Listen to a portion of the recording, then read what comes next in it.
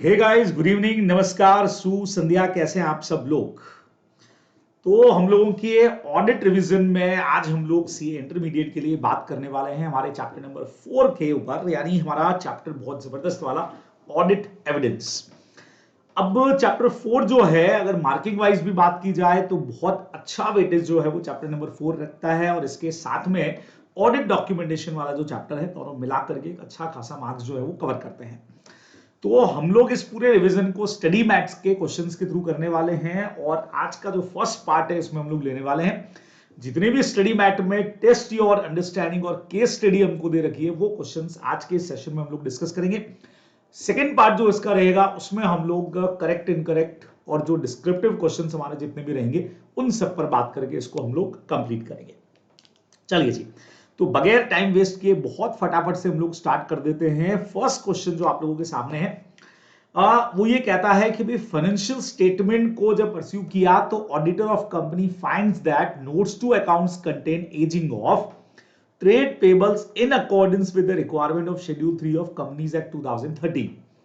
The accountant of companies responsible for ensuring proper aging of trade payable included in the notes to accounts, कि भाई जो भी trade payables का ageing है उसके बारे में नोट्स टू अकाउंट्स के अंदर लिखने का जिम्मेवारी अकाउंटेंट का है।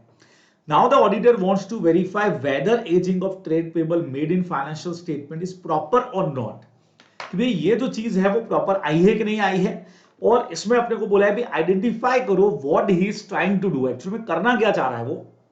तो हमारे पास में बहुत सारे प्रोसेस काम करते हैं जो हमारे अदर प्रोसीजर हैं उसके अंदर हम कई सारी चीजों का इस्तेमाल करते हैं बच्चों को, जिसमें हमारे पास री परफॉर्मेंस भी आता है, कई बार हम रिकैलकुलेट करके देखते हैं, हम इंक्वायरी करके देखते हैं। तो बेसिकली पूछना चाह रहे हैं यहाँ पे क्या किया गया है, तो आप देखेंगे तो the auditor is verifying ageing, है ना। जब आप री परफॉर्मेंस देखेंगे तो वहां पे आईसी ने दे रखा है बहुत बढ़िया तरीके से कि भाई अगर आप ट्रेड पेबल से उनका वेरीफाई करना चाह रहे हैं कि एजिंग कितनी, एजिंग का मतलब कितने पुराने हो चुके हैं हमारे ट्रेड पेबल्स, तो वो चेक करने के लिए बढ़िया काम है। ही इज री performing the control which was mandated bye the management. तो मैनेजमेंट का किस तरह का कंट्रोल है, किस तरह से मैनेजमेंट उसको कर रहा है, तो एक बार री परफॉर्म करके वो चेक कर लेता है। तो याद रखिएगा एग्जाम पर्पस से कि जहां हम ट्रेड पेबल्स वगैरह का एजिंग चेक करते हैं वहां पे हम चीजों को री परफॉर्म करके वापस से देख रहे हैं, यानी उस पूरे प्रोसीजर को एक बार वापस करके देख रहे हैं। तो दिस इज कॉल्ड री परफॉर्मिंग। तो छोटा सा हमारा पॉइंट है, तो इसका आंसर जो है वो कनेक्टेड रहेगा री परफॉर्मिंग से। बाय चांस बड़ा क्वेश्चन कोई बन गया तो आप री परफॉर्मेंस को वहां पे थोड़ा एक्सप्लेन जो है वो भी कर सकते हैं, ये आप लोग ध्यान में रखने वाले हैं, बराबर। तो ये हमारा टेस्ट ऑफ अंडरस्टैंडिंग का फर्स्ट पार्ट हो जाएगा। चलिए सेकंड पार्ट की तरफ आपको लेकर के चलता हूं मैं, और सेकंड क्वेश्चन है सीए सूर्य नगरी, सूर्य नगरी, क्योंकि अपन सूर्य नगरी में है तो मैंने सूर्य नगरी कर दिया है इसको, वैसे तो है सूर्या गायत्री, ठीक है। अब is conducting audit of an entity during the course of audit she has made oral inquiry from head accountant, ठीक है। अब यहाँ पे ये ओरल इंक्वायरीज कर रही हैं, तो इंक्वायरीज हमारे ऑडिट प्रोसीजर का एक बढ़िया पार्ट है हेड अकाउंटेंट से, regarding preparing of bank reconciliation every month as has been laid down by the management. अब आपको बोला है कि भी जो इंक्वायरी किया यहाँ पे क्या वो सेटिस्फेक्शन हमको देगा क्या, दैट कंट्रोल जो हमारा है रिकंसिलिएशन के ऊपर वो इफेक्टिवली काम कर रहा है कि नहीं कर रहा है। अब एक चीज आप हमेशा ध्यान रखो, यहां बहुत सारी जगह पे आपको देखने को मिलेगी एक बहुत इंपॉर्टेंट लाइन कि भी inquiry alone is not sufficient. अकेले इंक्वायरी जो है वो कभी भी सफिशिएंट नहीं होगी, इसके साथ में कोई ना कोई प्रोसीजर आकर के ऐड होगा, चाहे वो री परफॉर्मेंस आकर के ऐड हो, चाहे रिकैलकुलेशन आकर के ऐड हो, तो किसी न किसी एक चीज को इसके साथ में अपने को ऐड जो है वो करना पड़ेगा। तो आप देखें इसका एक बढ़िया सा आंसर जो है वो यहाँ पे अपने को दे रखा है, तो सीधा आंसर मैं आपको दिखा रहा हूं, उसी को हम लोग तैयार करते हैं। ये देखिए पहली लाइन जो लिखी जाएगी इसके आंसर में, inquiry alone ordinarily does not provide sufficient audit evidences of the absence of material misstatement at the assertion level, ठीक है, nor of the operating effectiveness of the control. अब ये जो पहली लाइन है फर्स्ट पॉइंट हमने बनाया था, इसको थोड़ा सा शॉर्ट किया जा सकता है, वहीं से हमने लिख दिया जो आपको लाइन मैंने बोला था कि inquiry alone ordinarily does not provide sufficient audit evidences. यहां तक तो अपन कर ही सकते हैं, एक वर्ड यहां तक बन गया। अब by chance absence of material misstatement हम नहीं लिख रहे हैं तो कोई बात नहीं, inquiry alone ordinarily does not provide sufficient audit evidences as well as evidence about operative effectiveness of control. ये लाइन यहां पे जरूर आ जानी चाहिए भी, दो चीजों को लेकर के, एक तो हमको एविडेंस नहीं मिल रहा है, बराबर। अब एविडेंस हम जानते हैं कि मिस स्टेटमेंट को ढूंढने के लिए लेते हैं। Second number effectiveness of control. अब देखो दो चीजें हो गई, हम जानते हैं कि हम ये काम में लेते हैं टेस्ट ऑफ डिटेल में भी as well as test of control में भी। तो पहली वाली लाइन हमारी जो है वो टेस्ट ऑफ डिटेल्स के लिए आ गई, दूसरी हमारी टेस्ट ऑफ कंट्रोल के लिए आ गई। mere inquiry does not lead to obtaining sufficient appropriate audit evidences। ये हमारा अगला पॉइंट बन सकता है, या बी पॉइंट अगर आप ये बना रहे हैं तो ये सी पॉइंट बन जाएगा। mere inquiry does not lead to obtaining, या mere inquiry is not sufficient, या not आप कह सकते हो, sufficient वर्ड तो यहां आ गया तो दो बार वर्ड आना ठीक नहीं रहेगा, तो mere inquiry does not lead to obtaining sufficient and appropriate audit evidences। इतना हमको लिखने के बाद जो क्वेश्चन की लाइन है वो आपको पूरी की पूरी समझा देनी है कि CA Surya Gayatri should verify whether proper bank reconciliation have been carried out monthly. मतलब उसको वेरीफाई करना पड़ेगा, खुद ही वेरीफाई करना पड़ेगा, चेक करना पड़ेगा, carried out monthly stipulated by the management, only then she can satisfy. तो अकेले इंक्वायरी से काम नहीं चलेगा, शी शुड वेरीफाई हरसेल्फ, उसको खुद को वेरीफाई करना पड़ेगा। ये आंसर हमको वहां पे प्रॉपरली तरीके से लिख देना चाहिए। तो जब भी आप इस तरह के आंसर्स को लिखेंगे इस चीज को ध्यान में रखेंगे कि इंक्वायरी के साथ में अपने को ये चीज को जरूर ऐड कर देना चाहिए। बराबर से बहुत सिंपल सी बात हो गई। बढ़िया सा आंसर बनेगा तो 2-3 लाइन के अंदर आप इसको डिवाइड करके बढ़िया तरीके से अपना आंसर बना करके लिखने वाले हैं। चलिए ना आपको मैं लेके चलता हूं नेक्स्ट क्वेश्चन की तरफ, यानी हमारा टेस्ट ऑफ अंडरस्टैंडिंग 3 जो अपने को दे रखा है। 10 क्वेश्चन करीब इस चैप्टर के अंदर अपने को दे रखे हैं। A company has stipulated a control that reconciliation of its records showing quantitative details of its property, ठीक है, plant and equipment PPE हो गया, are carried out as regular interval with physical verification of such item. The auditor has found that such reconciliation are being carried out as stipulated, जैसा दिखाई दे रहा है। Discuss whether above factor increase reliability of other internally generated evidences within the company relating to existence of item। अब बच्चों पूरा question हमने पढ़ा, हो सकता है स्टार्टिंग लेवल पे अपने को थोड़ा सा मुश्किल लगे, किसी ने क्या कहना चाह रहा है कि पीपी के ऊपर इनका रिकंसिलेशन है, उस पर कंट्रोल है, वेरीफाई है। लेकिन यहां वाली लाइन आप पढ़ेंगे ना, क्वेश्चन जब भी पढ़िएगा तो बहुत इजीली समझ में आएगा। इंटरनली जनरेटेड एविडेंस, तो क्या वो कौन से फैक्टर हैं जिससे हम इंक्रीज कर सकते हैं। अब आप जानते हो सोर्सेज ऑफ एविडेंस की बात करते हैं तो हमारे पास है इंटरनल और एक्सटर्नल। ज्यादा रिलायबल एक्सटर्नल है, कम रिलायबल इंटरनल है। लेकिन if internal control system is strong, अगर वो मजबूत है तो इंटरनली जनरेटेड एविडेंस का रिलायबिलिटी भी हम इंक्रीज कर सकते हैं। ये पॉइंट हमको बहुत अच्छी तरह से पहले से पता है। बराबर। तो इसी चीज को आंसर फॉर्म में अगर अपने को ड्राफ्ट करके डालना हो तो कैसे बनेगा, आइए मेरे साथ देखिएगा इसका आंसर। ये देखिए, द मैनेजमेंट इज, अभी क्वेश्चन की लाइंस हो गई। The management is carrying out management reconciliation बनाता है contained in PP records with physical verification of such item at regular interval। ये क्वेश्चन की लाइन से है। It means, अब देखिएगा, यानी मैनेजमेंट बराबर से उनके रिकंसिलिएशन बना रहा है, मतलब control in this regard is operating effectively, कि हाँ भी कंट्रोल इफेक्टिवली काम कर रहा है। अब जो लाइन अपने को मेनली लिखनी थी, the reliability of audit evidences that is generated internally is increased, अगर कर सकते हो आप, when the related control are effective, those over preparation and maintenance imposed by the entity are effective। अब इतना अगर आप नहीं भी लिख सकते हैं तो हम सीधा लिख सकते हैं कि reliability of internal evidences can be increased, ठीक है, if internal control system of entity is working effectively, या आप कह सकते हो carrying out effectively। ये लाइन से भी अपन स्टार्ट करके कह सकते हैं। फिर हम लिख सकते हैं कि in this question management is carrying out reconciliation, so we can say it means that control in this regard is operated effectively. आप इसको उल्टा भी करके लिख सकते हैं। तो ये लाइंस लिख करके हम अपने आंसर को बहुत स्ट्रॉन्ग तरीके से बना सकते हैं। बराबर। तो इसमें भी हमको कोई टेंशन नहीं, बहुत आराम से हमारा काम हो जाएगा। तो ये हमारे एविडेंसेस की रिलायबिलिटी के ऊपर एक बहुत बढ़िया सा क्वेश्चन था, बहुत इजी क्वेश्चन के अंदर से एक है। चलिए नेक्स्ट पे आपको लेके चलता हूं, नंबर 4 पे। A company has stipulated a control through its automated software that interest at the rate of 12% per annum charge in case of those customer who fail to make payment within a month of a sales transaction. एक महीने में payment नहीं होता है तो हम 12% का interest charge करते हैं, ऐसा कंपनी के सिस्टम में है। अब इंटरनल एक सॉफ्टवेयर बना हुआ है जो ऑटोमेटिकली 12% चार्ज कर देता है। Internal auditor of company finds that during a certain period software has failed to charge interest. कुछ टेक्निकल ग्लिचेस आ गए थे और सॉफ्टवेयर जो है उसने इंटरेस्ट चार्ज नहीं किया, कई बार फेल हो गया। Does reporting of a situation fall in the domain of internal auditor work? अब इंटरनल ऑडिटर जो है उसको क्या इसको रिपोर्ट करनी है क्या? अब देखो इंटरनल ऑडिटर कंपनीज एक्ट के अंदर भी दे रखा है, बराबर, वहां हालांकि डिटेल नहीं है, सिर्फ सेक्शन आपको समझाया वहां पे 138। सवाल ये कि इंटरनल ऑडिटर का क्या ये काम है क्या, उसका काम ही क्या है। इंटरनल ऑडिटर का काम यही है इंटरनल कंट्रोल सिस्टम को चेक करना, और उसमें अगर कहीं पर भी डेफिशिएंसीज लग रही है, इफेक्टिवली काम नहीं कर रहा है, तो रिपोर्ट करना। अब ये काम भी कंट्रोल का पार्ट है, तो बट ऑब्वियस, और अगर यहाँ पे कुछ डिफिकल्टीज लिख रहा है कि वो फेल हो गया है सिचुएशन हमारी, तो ही हैज टू रिपोर्ट, उसको रिपोर्ट करना पड़ेगा, उसको रिपोर्ट करना चाहिए। ये हमारा फोर्थ पॉइंट कहता है। तो अब देखिए इसका प्रेजेंटेशन ऑफ आंसर कैसे जाएगा वो आप मेरे साथ सीखिए। ये देखिए, one of the function of internal auditor includes. अब नॉर्मली क्या होता है जब हम ऐसे पढ़ते हैं जिसमें 610 में इंटरनल ऑडिटर किस तरीके से इंटरनल ऑडिटर के वर्क को एक्सटर्नल यूज करेगा, उसमें अपन ये डिटेल दी हुई है आपको। तो one of the function of internal auditor includes, अब क्या उसकी ड्यूटी है इसको देखिएगा। फर्स्ट पॉइंट यहां से बनेगा, रेस्पॉन्सिबिलिटी फॉर रिव्यूइंग कंट्रोल। बढ़िया, कंट्रोल जो है उसको रिव्यू करना है, इवेल्यूट करना है कि वो कैसे ऑपरेट कर रहा है, और रिकमेंड करना है इंप्रूवमेंट्स। बस यही इसका आंसर है। सो ही हैज टू रिपोर्ट।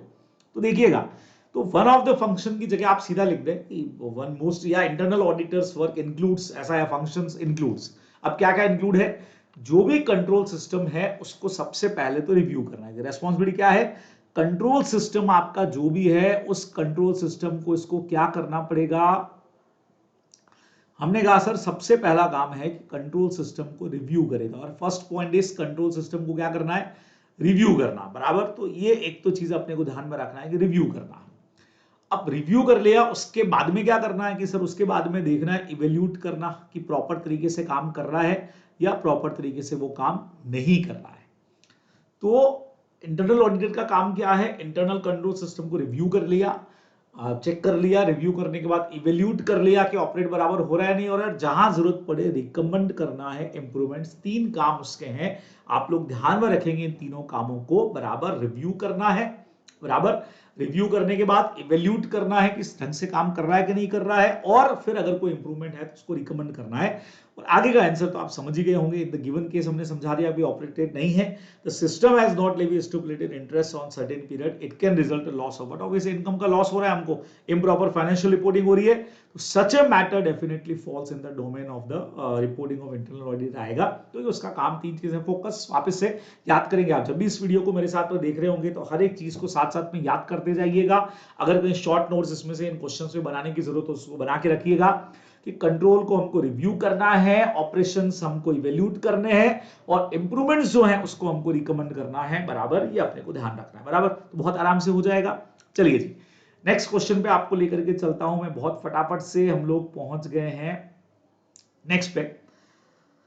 हाँ जी, नंबर 5 कहता है CS Sukesh is external auditor of entity. He comes to know that there is an internal auditor of entity. However, he finds that internal auditor is not reporting directly to higher. जो भी हमारे higher authorities of management उसको reporting वो नहीं करता है। अब CS Sukesh has also assessed risk of material misstatement, बहुत हाई है ऐसा उसको लग रहा है, उसने assess किया है। Discuss whether it would be proper to CS Sukesh to rely upon the work of internal auditor extensively in above situation. अब इंटरनल ऑडिटर के काम पे भरोसा करना है नहीं करना है, इसके लिए बहुत सारे फैक्टर्स देखने पड़ेंगे, और उसमें इंपॉर्टेंट फैक्टर आता है कि कहीं ना कहीं वो भी इंडिपेंडेंट बंदा है, या उसको काम ही मैनेजमेंट ने ऐसा दिया है कि डायरेक्टली रिपोर्टिंग टू मैनेजमेंट होना चाहिए हायर लेवल पे। नहीं तो हमको लग रहा है कि नहीं, इसका मतलब कहीं ना कहीं उसका काम जो है वो बायस है, टॉप मैनेजमेंट तक तो उसकी पहुंच ही नहीं है, तो उस पर भरोसा करना ठीक नहीं रहेगा। देखिएगा इसका answer, in the given case organizational status of internal audit function is not commensurate with his duties. अब सर ये लैंग्वेज तो हमसे लिखी नहीं जाएगी, ठीक है, तो सीधा आप लिख सकते हो कि भाई status of internal audit function is not, आप कह सकते हो कंप्लीटेड इज ड्यूटीज, या not so important in this organisation. हमको ऐसा लग रहा है कि स्टेटस जो है उसका इतना इंपॉर्टेंट नहीं है। He is not reporting directly to higher authorities of management. It shows, देखो जो मैंने भी बोला है लिखा हुआ है, such a function is not given is due importance in the entity. ये एक लाइन हमारे लिए बढ़िया बन सकती है, आप चाहे तो यहीं से शुरू कर सकते हैं। In this question, he is not reporting directly to higher authorities of management.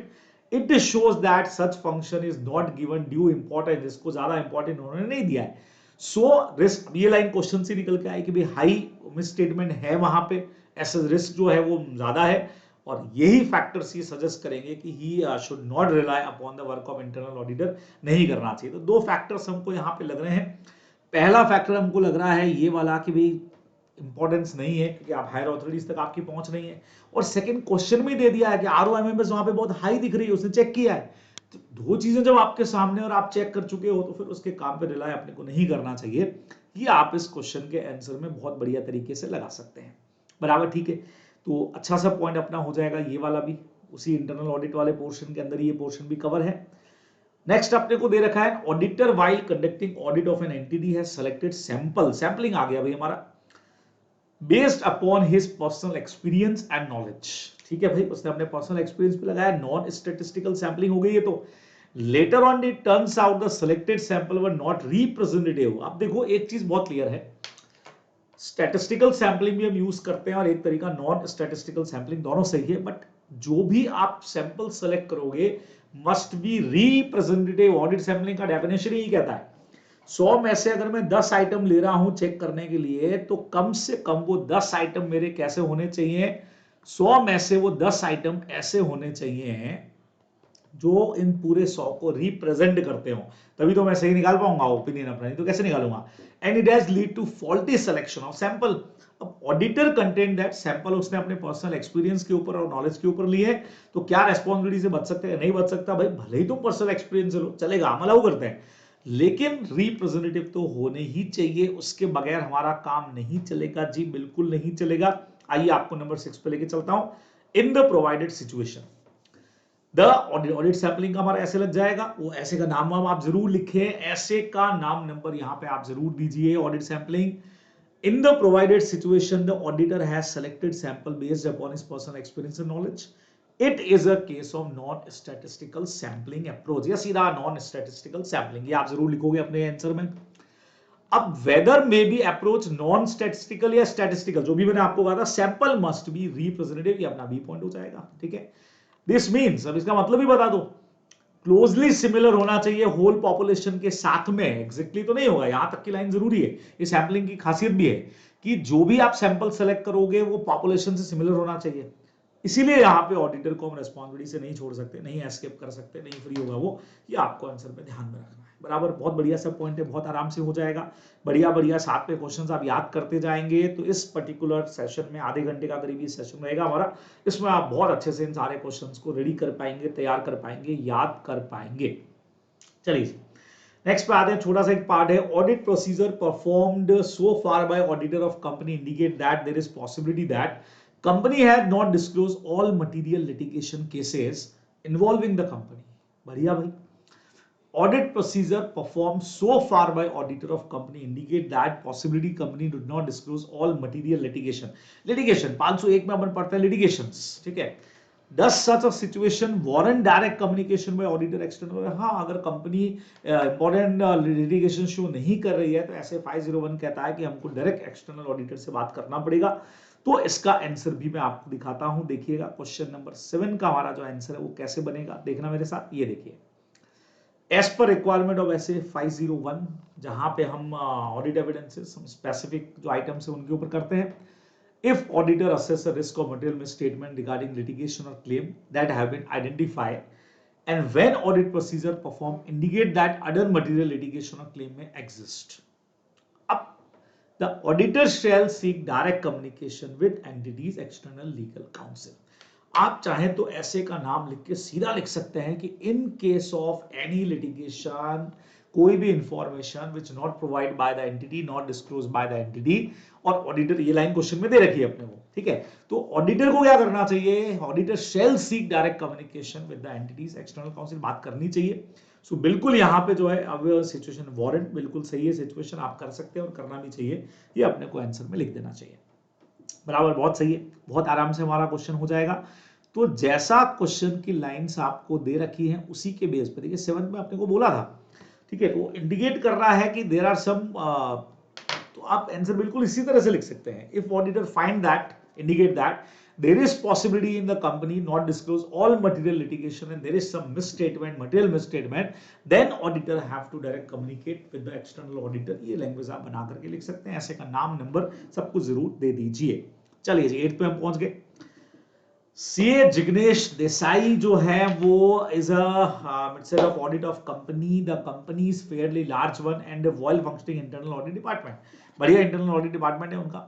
while considering sending out external confirmation request, अच्छा एक्सटर्नल कन्फर्मेशन 505 में अपन पढ़ते हैं, तो to trade receivable outstanding as on date of financial statement, उसने क्या किया, delegate कर दिया सारा काम जो है उनको रिक्वेस्ट सेंड करने का, रेस्पॉन्स लेने का इंटरनल ऑडिट डिपार्टमेंट को। अरे अपना काम दूसरे को क्यों दे दिया, रेस्पॉन्सेज भी उन्हीं के पास आ रहे हैं, क्या इसका अप्रोच है? अरे गलत है भैया, सारा गलत है। इंटरनल ऑडिटर को कैसे आप ये सारा काम दे सकते हो, ये काम तो हमको खुद को करना चाहिए था, सारे जवाब भी हमारे पास में आने चाहिए। तो देखो बहुत प्यारा आंसर बना हुआ है इसका।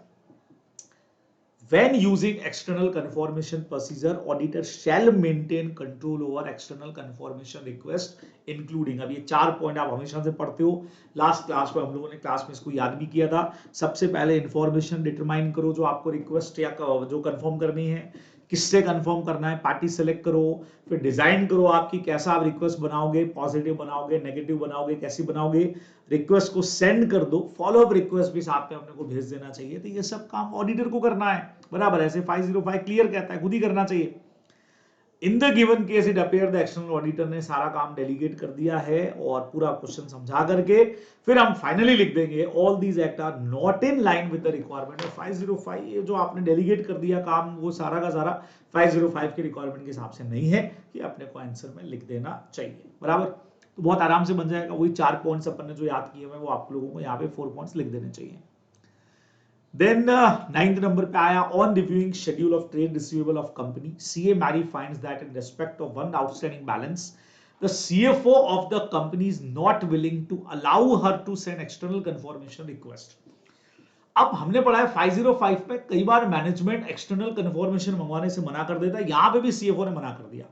रीजन दिया है that sending out such request could spoiled, हमारा जो बिजनेस रिलेशनशिप कस्टमर के साथ बना हुआ है ये उसको पूरी तरह से स्पॉइल कर देगा। ठीक है भाई। On further inquiry she finds out that there is a dispute going on with the company relating to some quality issue. अब क्या हुआ, मैनेजमेंट ने तो मना कर दिया यार, उनसे बात करोगे तो हमारा जो पुराना रिलेशन बना है वो सब स्पॉइल हो जाएगा। मना तो कर दिया उन्होंने, कंपनी ने तो मना कर दिया है, सीएफओ ने। अब हमने जब चेक किया, ऑडिटर फिर खुद के प्रोसीजर लगाता है, तो पता लगा इंक्वायरी करने से कि हाँ भाई कंपनी का उस कस्टमर के साथ एक डिस्प्यूट चल रहा है कोई गुड्स सेंड की क्वालिटी को लेकर के, और मैटर जो है वो अभी तक पेंडिंग है। एफर्ट्स कंपनी ने किए हैं, efforts are also being made by the company for out of court settlement, और कोरस्पॉन्डेंस से लग रहा है, reviewing correspondence with the customer, customer से जो लेटर वेटर लिखा किया, मेल्स आई, she finds that issue is near resolution, की अच्छा मतलब प्रॉब्लम सॉल्व होने ही वाली है, और ऑडिटर को कोई फ्रॉड रिस्क फैक्टर वहां पे नहीं लग रहा है, उसको लग रहा है सब कुछ ठीक है, फ्रॉड नहीं है। तो क्या जो सीएफओ ने मना किया, अनविलिंगनेस इज जस्टिफिएबल, बिल्कुल जस्टिफाई कर रहा है, ये जस्टिफिएबल है, बिल्कुल है। हम लोग जब भी चेक करते हैं कि उनका मना करना सही है कि नहीं, अब यहां मना करने में कुछ गलत नहीं लग रहा है हमको, तो बिल्कुल जस्टिफाई है और हम बिल्कुल इसको अलाउ कर सकते हैं, हम मान सकते हैं मैनेजमेंट की बात को। ये आप लोग ध्यान में रखेंगे, नहीं तो फिर हमको फर्दर ऑडिट प्रोसीजर लगाने पड़ते, नहीं तो रिपोर्ट को मॉडिफाई करना पड़ता। तो 505 में if management refuse to allow the auditor to send confirmation request, तो ऑडिटर ऐसे में क्या करता है, इंक्वायरी करता है इस रीजन के पीछे, रिफ्यूजल का रीजन। तो अपना पहला पॉइंट तो हो जाएगा, हम रिफ्यूजल का रीजन चेक करेंगे। अब रीजन चेक किया तो हमको पता क्या लगा, क्वेश्चन की लैंग्वेज लिख लो कि भाई हम नेगोशिएशन पे ऊपर हैं और अल्टीमेटली हमारे रिलेशंस खराब होंगे, फिर रिस्क फैक्टर भी वहां पे नहीं है, जो जो क्वेश्चन की लाइन से वही सारी डालनी पड़ेगी अपने को, कि भाई हमारा एक वर्ड जो अपने को लिखना था कि हमको ऐसे में जब मैनेजमेंट मना करता है तो auditor have to inquiry about the reasons behind that, reasons check करने हैं। और रीजन में जो वहां दिए हैं कि there is some legal dispute and near to negotiation है and there is no risk factor, these दीज रीजंस ये शो करते हैं कीपिंग इन व्यू अनविलिंगनेस जो है वो बिल्कुल जस्टिफाई करेगी, सही कर रहा है वो, कोई दिक्कत नहीं है, हम ऐसा ओपिनियन मॉडिफाई नहीं करने वाले इस मैटर पे, ये अपने को ध्यान में रखना चाहिए, तो बहुत आराम से हो जाएगा, बराबर। तो मेरे ख्याल से कोई दिक्कत नहीं, बहुत बढ़िया तरीके से हो गया। Last question, test your understanding का, an auditor of company intend to apply analytical procedure for verifying revenue, discuss two analytical procedure, ऐसे काम करता है हमारा, which may perform by auditor revenue से related। हम क्या करते हैं, प्रीवियस ईयर से कंपेयर कर लेते हैं, बजट रेट से कंपेयर कर लेते हैं, इंडस्ट्री से कंपेयर कर लेते हैं, एस्टिमेट से कंपेयर कर लेते हैं, यही तो सब है हमारे। दो पूछा है तो कोई भी दो लिख दो। देखो ये देखिए कंपेयरिंग रेवेन्यू करंट ईयर को प्रीवियस ईयर से करना और जो भी वेरिएशंस हैं फ्लक्चुएशंस वो पता लगाना। Same comparing revenue current year को बजटेड से कर लो, सिमिलर इंडस्ट्री से कर लो, हमारे जो टारगेटेड है उससे कर लो। और दो पूछे थे, दो लिख दिए, चार पूछे, अब चार भी लिख सकते हो, कॉमन सा पॉइंट है कंपेरिजन वाला, तो बहुत आराम से इसका आंसर हो जाएगा। तो यहां आकर के आप लोग देख सकते हैं टेस्ट ऑफ अंडरस्टैंडिंग वाले जितने पॉइंट्स थे वो सारे के सारे हमने कर लिए हैं खत्म।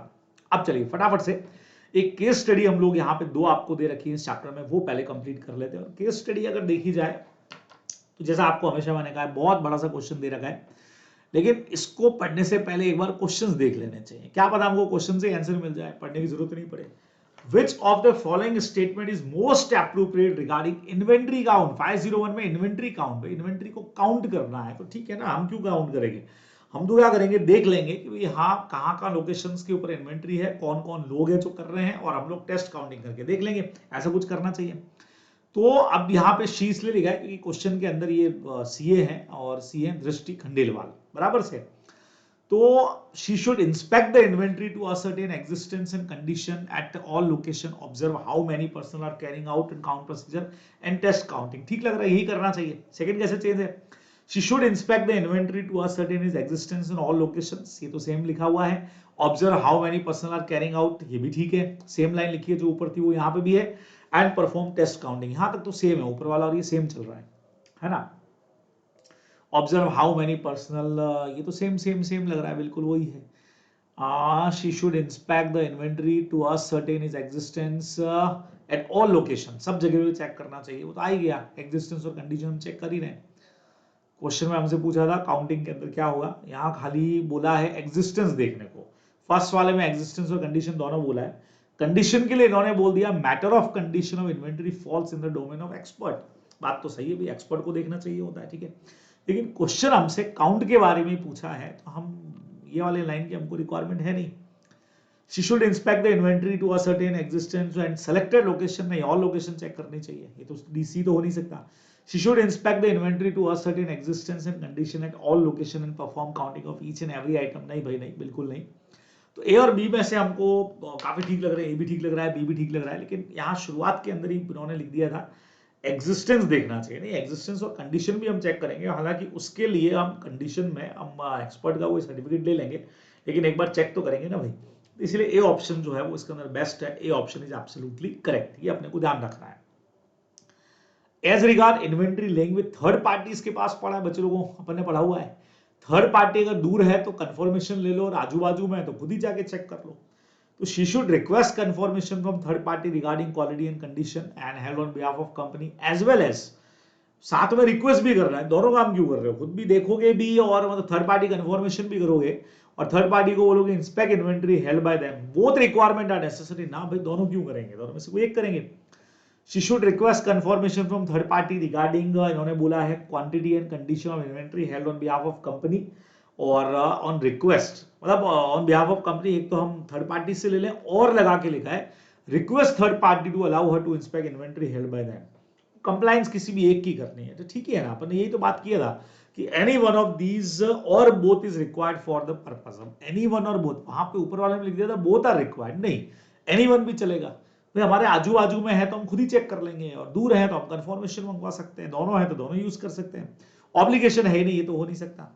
Request confirmation from third party regarding quality, condition and value held on behalf of company, बराबर से वैल्यू अपन नहीं मांगते ना, अपन तो वैल्यू का उनको क्या पता है, उनसे वैल्यू का तो हमारा लेना देना है नहीं, हम तो सिर्फ मानते हैं क्वांटिटी और कंडीशन, बराबर से। Request third party to allow to inspect inventory held by them any one of, नहीं यहाँ पे वैल्यू से, तो वैल्यू तो हम चेक करेंगे ना, cost to NRV whichever is less, वो कौन होते हैं बताने वाले, ठीक है। तो इसीलिए हमारा बी ऑप्शन जो है वो इसके अंदर एब्सोल्युटली करेक्ट जाता है, ध्यान रखेंगे। Keeping in view description regarding trade receivable, identify the most appropriate statement। 505 external confirmation, उसमें इसमें से बेस्ट कौन सा इन्होंने पूछा है। She should not plan and design confirmation request for a large number of parties having small balances, क्यों नहीं भाई, तो मना ही कर रहा है करने से, 505 में तो हम करते हैं क्रॉस। नेक्स्ट में दिया है she should plan and design positive confirmation request for large number में, पॉजिटिव में मारे जाएंगे ना कि भाई जो हाँ या ना कुछ भी मैच करे सब जने जवाब देना गलत है। Plan and design positive confirmation request of large number of party small balances, और फिर हम मेडिकुलसली एनालाइज करेंगे एक्सेप्शन डेट को, मतलब ही नहीं है ये क्या करना है इसका, she should plan and design negative conformation for large number. आप समझो बहुत ज्यादा है और स्मॉल बैलेंसेस वाली हैं, बहुत ज्यादा भी हैं, तो फिर हम ऐसे में कन्फॉर्मेशन अगर हमको मंगवानी है तो नेगेटिव वाली मंगवाओ। नेगेटिव वाली का मतलब कि भाई अगर आपका मैच नहीं करता हो तो हमको जवाब देना, सबको जवाब देने की जरूरत नहीं है क्योंकि छोटा अमाउंट ही है, ऐसा कोई दिक्कत वाली बात उसमें है नहीं। तो इसलिए हमारा सिस्टम यहाँ पे बहुत सीधा सीधा सा कहता है कि ऑप्शन नंबर डी जो है वो हमारा एब्सोल्युटली करेक्ट चला जाएगा। तो थर्ड का जो आंसर है हमारा डी करेक्ट जाएगा, ये अपने को ध्यान में रखना। चलिए नेक्स्ट पे चलते हैं। As regards sampling, which of the following statement is most appropriate in terms of requirement of ऐसे 530 इन्होंने पूछ लिया। 530 के हिसाब से जो ऑडिट सैम्पलिंग की बात करता है इनमें से कौन सा बेस्ट है, ये ऑप्शन हमसे पूछा गया है। तो sampling is use in test of transaction, test of control as well as transactions नहीं होता है भाई हमारे पास, ट्रांजेक्शंस वर्ड थोड़ी है। टेस्ट ऑफ कंट्रोल और टेस्ट ऑफ डिटेल होता है, वो देखो डी में ही दे रखा है, बाकी किसी में ही नहीं। सैम्पलिंग हम test of detail, test of control दोनों के अंदर यूज करते हैं, ये अपने को ध्यान में रखना है। नेक्स्ट में हमसे पूछा है since she intend to rely upon sampling extensively which of the following statement is true about sampling risk. Sampling risk के बारे में कौन सा इसमें ज्यादा बेटर है हमको ये ढूंढना है इसके अंदर। तो sampling risk can be eliminated, नहीं हो ही नहीं सकती, सवाल ही नहीं है। सैम्पलिंग रिस्क बढ़ेगी तो डिटेक्शन रिस्क भी डिक्रीज हो जाएगी, नहीं इसका वैसे डायरेक्ट कनेक्शन नहीं होता है, बट रिस्क सैंपल की ज्यादा है तो डिटेक्शन वाले रिस्क भी ज्यादा ही होने वाली है।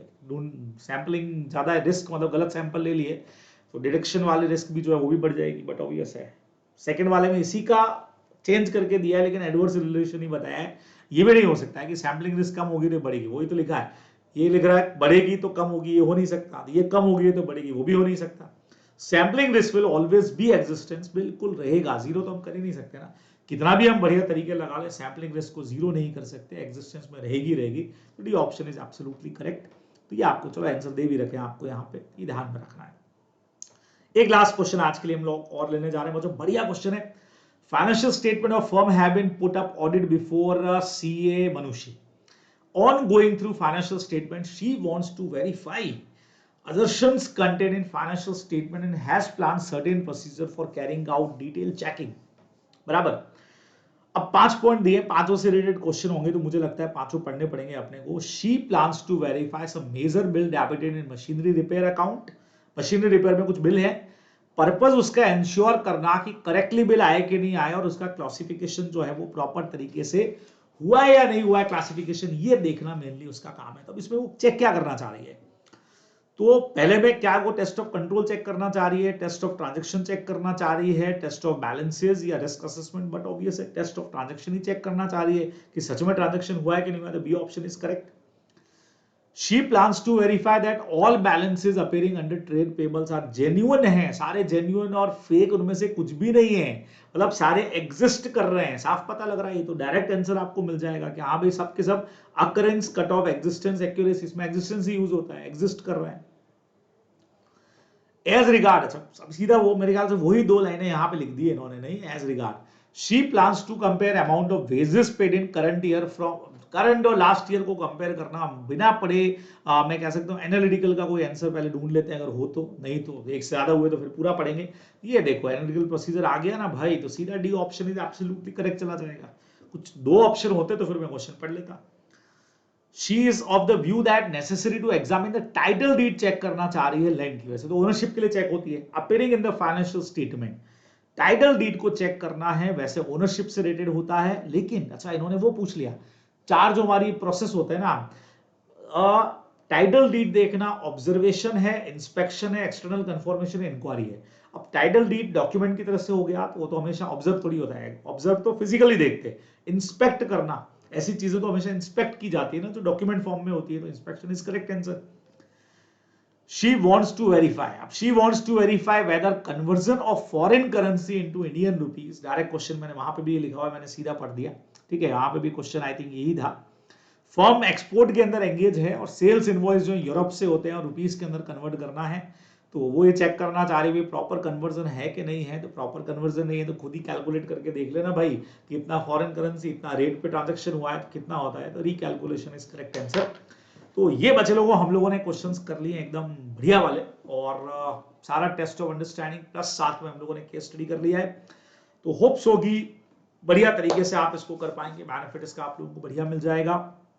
नेक्स्ट में हम लोग क्या करेंगे कि एमसीक्यू का पार्ट जो है और जो हमारा करेक्ट इनकरेक्ट का एक बहुत बड़ा पोर्शन है उसको हम नेक्स्ट के अंदर कवर करेंगे, और देन कुछ डिटेल क्वेश्चंस, उनको लिखने का तरीका, उस पर भी हम लोग बात करके इस चैप्टर को बढ़िया तरीके से कंप्लीट करेंगे। तो मैं नेक्स्ट एक दिन छोड़ करके आपके पास में आ जाएगा सेशन हमारा, और तब तक आप लोगों को एक काम कर लेना है कि जितना आज करवाया उसको अच्छे से रिवाइज कर लेना है, जहां कुछ रिटन प्रैक्टिस की जरूरत पड़े